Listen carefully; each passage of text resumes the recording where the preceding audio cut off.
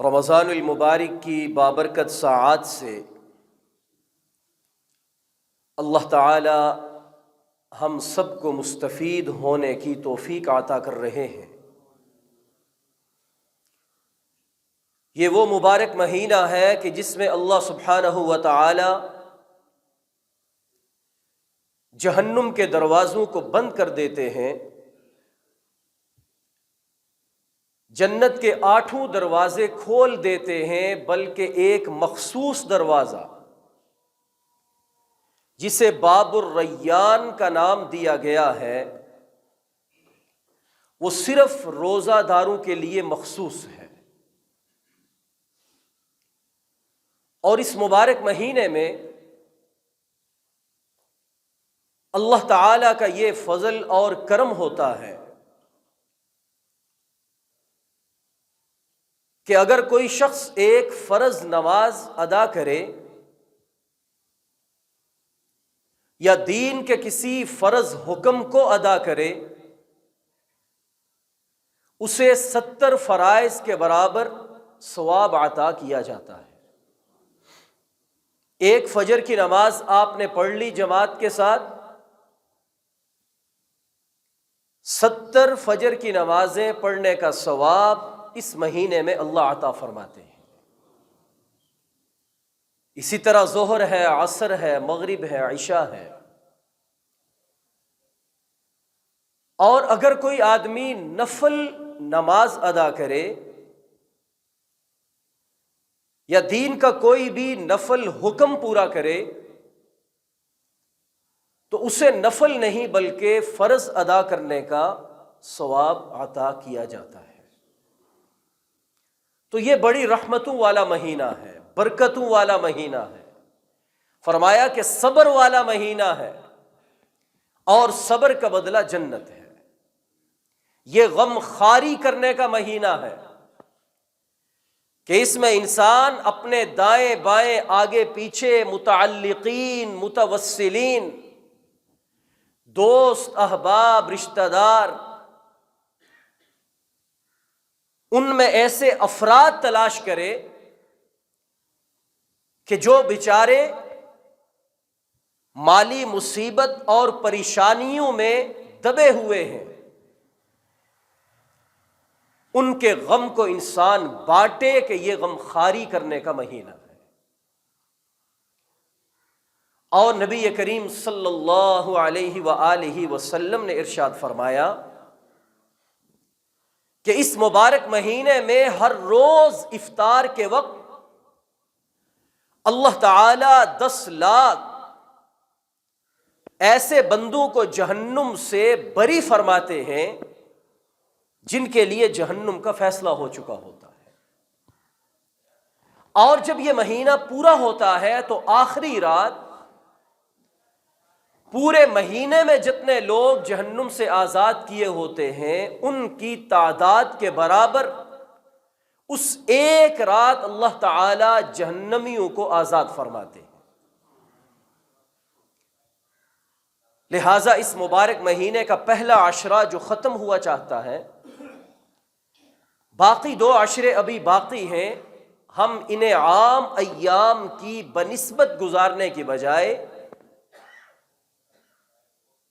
ان کی اس قدر و قیمت کا، ان کی اس شان اور فضیلت کا، ان کی عظمت کا اپنے دل و دماغ میں اندازہ رکھتے ہوئے بڑے اہتمام سے گزارنے کی کوشش کریں۔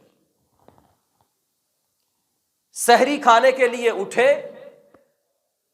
تو کچھ وقت ہم پہلے جاگ جائے، تہجد کی نماز قضا نہ ہو، وہ نہ چھوٹے۔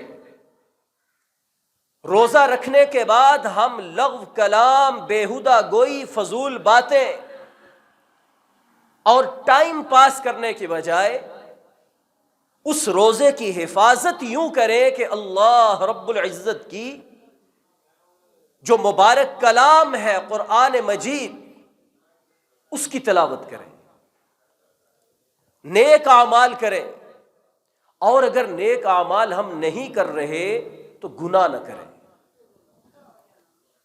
فرمایا کہ روزہ دار کا سونا بھی عبادت ہے، اس لیے کہ وہ یہ عبادت جو ادا کر رہا ہے تو اس میں اگر سو جاتا ہے اور فرض نماز نہیں چھوڑتا تو وہ گناہوں سے بچا رہتا ہے۔ تو اگر ہم نیک اعمال نہیں کر پا رہے تو کم از کم گناہوں سے ہم اجتناب کریں۔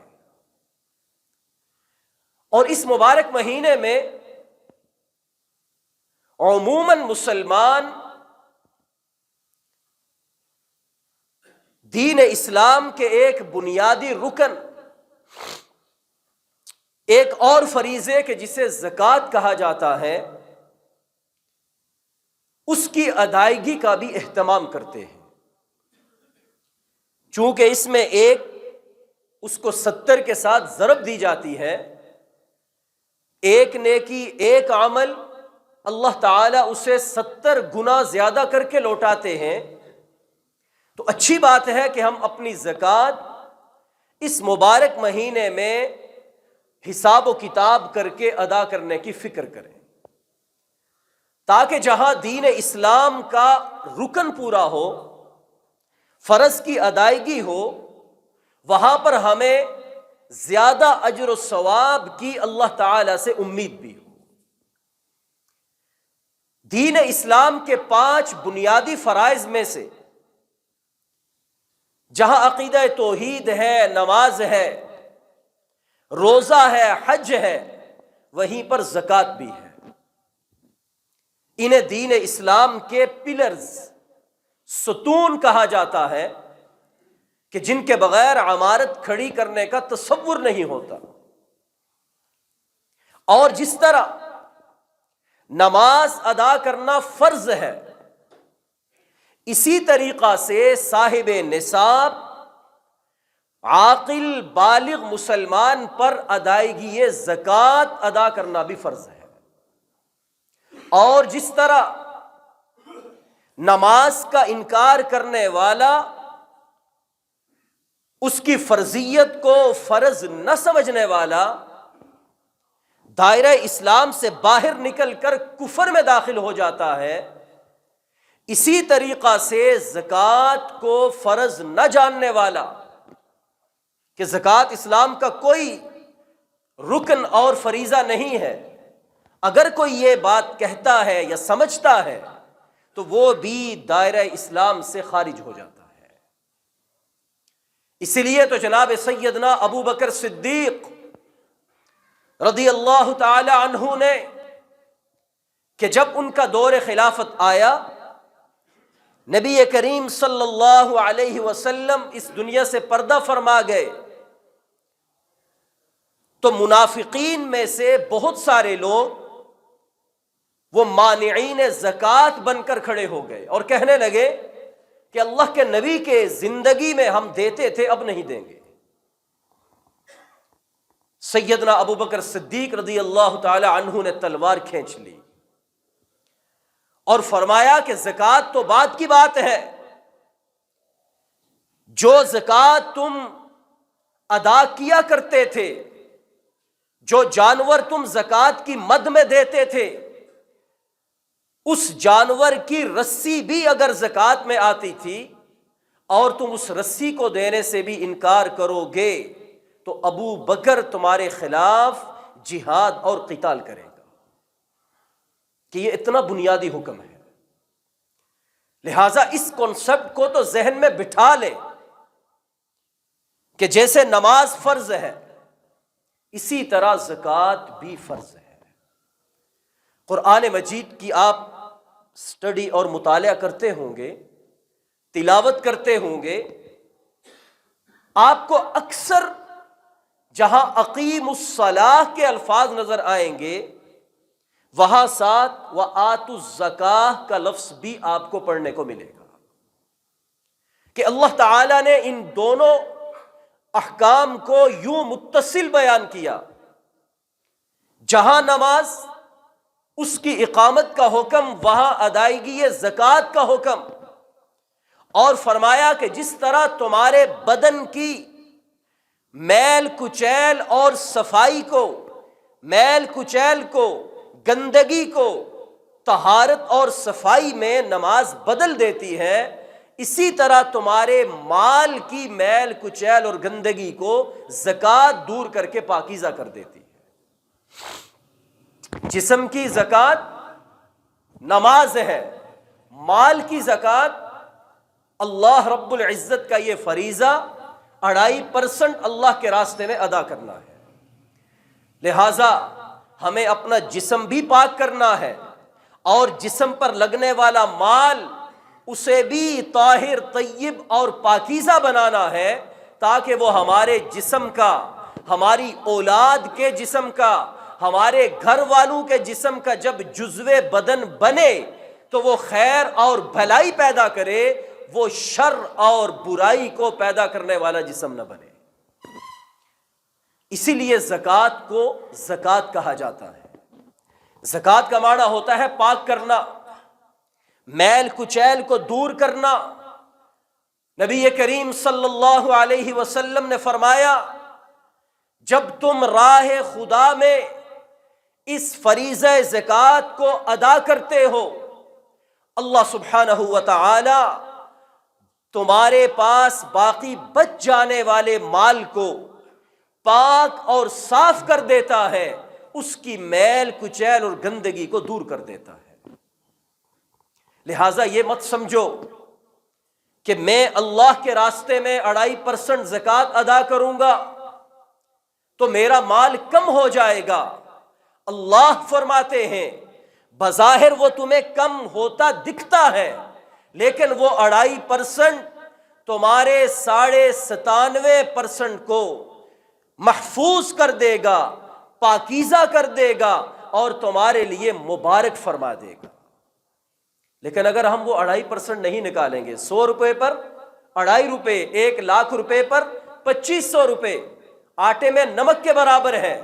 حق تو یہ تھا، انصاف تو یہ تھا کہ یہ اس مالک کا دیا ہوا اس کی عطا ہے، انسان کا کوئی کمال نہیں۔ اگر تجھے دیا ہے، تیرے سے زیادہ ہٹے کٹے، زیادہ دانشور، زیادہ دماغ والے، زیادہ جسم جثے والے موجود ہیں، انہیں عطا نہیں کیا، تیرا کیا کمال ہے؟ یہ اللہ کا انعام، اس کی عطا، فضل و احسان ہے، اس کی تقسیم ہے۔ تو وہ اگر کہتا کہ 97.5% میرے راستے میں دو، 2.5% اپنے پاس رکھو، تو یہ عین انصاف اور مبنی بر حق بات تھی۔ لیکن وہ اللہ رحیم اور کریم ذات ہے، اس نے کہا کہ سارا اپنے پاس رکھو، صرف تمہیں آزمانے کے لیے کہ کہیں تمہارا دل اس میں اٹک تو نہیں گیا، کہیں تم نے دنیاوی مال و دولت کو ہی اپنا سب کچھ تو نہیں بنا لیا۔ 1 سال گزرنے کے بعد تم سے صرف 40ویں حصے کا 2.5% کا سوال کرتا ہوں، وہ میرے راستے میں دے دو، میں تمہارے باقی سارے مال کو پاکیزہ، صاف اور ستھرا کر کے تمہیں عطا کر دوں گا۔ اور صرف یہی نہیں، مثل الذین ينفقون اموالهم فی سبیل اللہ کمثل حبۃ انبتت 7 سنابل فی کل سنبلۃ 100 حبۃ۔ اللہ فرماتے ہیں ایک دانہ زمین میں ڈالو گے تو اللہ رب العزت اس بالی پر 700 دانے لگا کر تمہیں واپس کرے گا۔ اور جتنا اخلاص ہوگا، واللہ یضاعف لمن یشاء، صرف 700 کی قید نہیں، جتنے اخلاص سے، جتنے اہتمام سے اللہ کے راستے میں یہ مال زکوٰۃ ادا کرو گے، اللہ فرماتے ہیں اتنا ہی زیادہ اجر و ثواب تمہیں عطا کرے۔ لہٰذا یہ مت کہا کریں کہ مال کم ہو جائے گا۔ کسان جب کھیت کے اندر ہل چلانے کے بعد گندم کی 2 بوریاں اس میں ڈال کے آ جاتا ہے، بظاہر دیکھنے میں تو یہی لگتا ہے کہ 2 بوریاں بیج مٹی میں ملا دیے، ضائع کر دیے، لیکن کوئی یہ نہیں کہتا کہ اس نے ضائع کر دیے، یہ بظاہر نظر آ رہا ہے، چند ایام کے بعد، کچھ مہینوں کے بعد وہ 2 بوری جو ڈال کر آیا ہے تو اس سے کئی گنا زیادہ بوریاں وہ حاصل کرے گا۔ تو ہمارے آنکھوں دیکھی بات ہے۔ اللہ تعالیٰ بھی یہی فرماتے ہیں، الذین یؤمنون بالغیب ویقیمون الصلاۃ ویؤتون الزکاۃ، ایمان والے تو وہ ہیں جو بن دیکھے ایمان لاتے ہیں، نماز قائم کرتے ہیں اور زکوٰۃ ادا کرتے ہیں۔ تو آج ہم جب اللہ پر ایمان بالغیب لا کر اسی کا دیا ہوا، جب وہ تھوڑا بہت واپس سوال کرے کہ 12 مہینے گزر گئے ہیں، 12 مہینے گزرنے کے بعد اس کا 2.5% میرے راستے میں دے دو، یہ نہیں کہا کہ پہلی اقوام کی طرح کسی پہاڑی پر رکھ کر آ جاؤ، آگ آئے گی، اس مال کو جلا ڈالے گی، تمہاری زکوٰۃ قبول ہو جائے گی۔ اگر وہ حلال کا ہوا، اگر وہ مال حرام تھا، آگ نہیں آئے گی، سارے معاشرے کو، سارے محلے کو پتہ لگ جائے گا کہ اس نے یہ مال ناحق ظلمن حرام کی کمائی سے کمایا ہے۔ اللہ تعالیٰ نے اس امت محمدیہ پر باقی امتوں کی بنسبت کرم کیا، فضل فرمایا، فرمایا یہ نہیں ہوگا، بلکہ تمہیں حکم یہ ہے کہ تم یہ مال اس کا حساب کر کے 2.5% زکوٰۃ کی مد میں نکالو، اور دیکھو تمہارا کوئی بھائی غریب ہے اس کو جا کر دے دو، تمہاری بہن غریب ہے اس کے گھر میں جا کر اس مال کو دے دو، تمہارا کوئی رشتہ دار قریبی وہ مسکین اور غریب ہے اور تمہیں پتہ ہے کہ اس بیچارے کا گزارا نہیں ہوتا، وہ مال خاموشی کے ساتھ اس کی جیب میں ڈال دو، صرف دل میں یہ نیت کرو کہ اے باری تعالی زکوٰۃ ادا کر رہا ہوں، اللہ فرماتے ہیں میں تب بھی قبول فرما لوں گا۔ تو وہ مال واپس ہمارے ہی رشتہ داروں کے کام آ گیا۔ سب سے بہترین مصرف کہ اپنے غریب مستحق رشتہ دار کو زکوٰۃ ادا کرنا ہے۔ بہترین کیوں؟ فرمایا اس لیے کہ ایک اس کے اندر زکوٰۃ کی ادائیگی ہے، یہ فرض تم ادا کر رہے ہو، اور دوسرا تم قریبی رشتہ دار کا حق ادا کر رہے ہو۔ ٹھیک ہے کہ قریبی رشتہ دار کو اچھے اخلاق کے ساتھ، اچھے معاملات کے ساتھ پیش آنا، یہ بھی مستقل شریعت کا حکم ہے۔ اور فرمایا کہ جو آدمی رشتہ دار سے بغیر کسی وجہ کے صرف اپنی عنایت کی بنیاد پر ناراضگی کرے، بغض اور کینہ رکھے، اللہ تعالیٰ اس کا روزہ قبول نہیں فرماتے۔ آج ہم خام خواہ الجھے ہوتے ہیں رشتہ داروں کے ساتھ۔ شریعت اسلامیہ اور دین اسلام کو فالو کریں تو ہمارے گھر، ہمارے تعلقات، ہمارا فیملی سسٹم یہ جنت کا گہوارہ اور منظر پیش کرنے لگے۔ تو یہ زکوٰۃ کا کانسیپٹ ہے کہ اللہ تعالیٰ نے جو تمہیں عطا کیا ہے، سال گزرنے کے بعد اس کا کچھ حصہ اپنے غریب قریبی رشتہ دار کے گھر میں جا کر دو، تاکہ جس طرح تمہارا گزارا ہو رہا ہے اس کے چہرے پر بھی عید کی خوشیاں آ جائیں۔ تو زکوٰۃ 4 قسم کے اموال پر اللہ تعالیٰ نے فرض فرمائی ہے۔ نمبر 1 سونا، نمبر 2 چاندی، نمبر 3 مال تجارت، اور نمبر 4 نقد روپیہ پیسہ کرنسی جو آپ کے پاس موجود ہے۔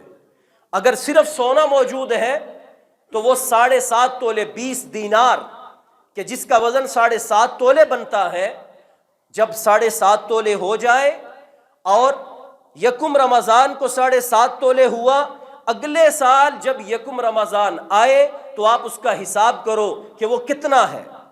اگر 7.5 تولے یا اس سے زیادہ ہے تو آپ کو اس کل 7.5 تولے یا 10 تولے جتنا بھی تھا اس پر 40واں حصہ ادا کرنا ضروری ہے۔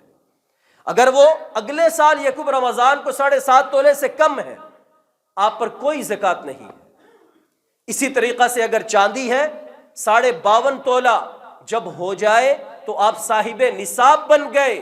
اب جب اس پر 1 سال گزر جائے، سال گزرنے کے بعد دیکھو اگر وہ 52.5 تولہ یا اس سے زیادہ ہے، آپ پر زکوٰۃ فرض ہے، اس سے کم ہے تو زکوٰۃ نہیں ہے۔ اگر آپ کے پاس مال تجارت ہے، 52.5 تولہ چاندی کی قیمت دیکھو کتنی ہے، लाख सवा लाख रुपया, अगर इतना माल तिजारत है तो आप साहिब निसाब हैं। साल गुजरने के बाद देखें, अगर इतनी मालियत का माल सामान मौजूद है या इतनी मालियत से जायद का सामान मौजूद है, तो आपको पूरे साल की ज़कात अदा करनी है 2.5%।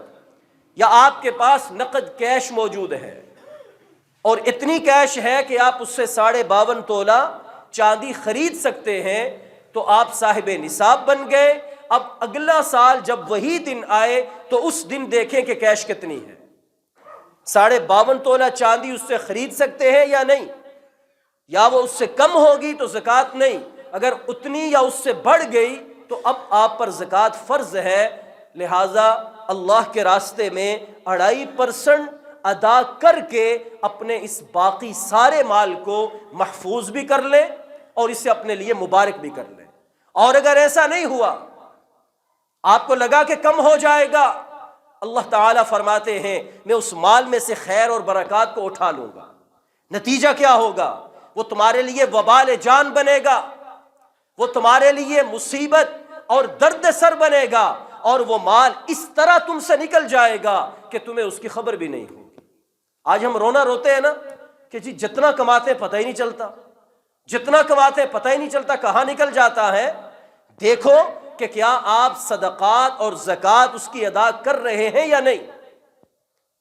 अगर जवाब नफी में है तो फिर उसका यही जवाब है कि जब आपने अल्लाह को देना छोड़ दिया, अल्लाह ताला ने उसमें से खैर और बरकत को निकाल दिया है। ज़कात के तफसीली मसाइल अगर किसी शख्स के जहन में हों तो वो यहाँ राब्ता करे, आकर मसाइल पूछे, और जिस अंदाज का माल उसके पास है उसके बारे में मुशावरत के साथ कि मैं इसकी ज़कात कैसे अदा करूं, ताकि शरीयत की रोशनी और रहनुमाई में वो इस फरीज़े को अदा कर सके।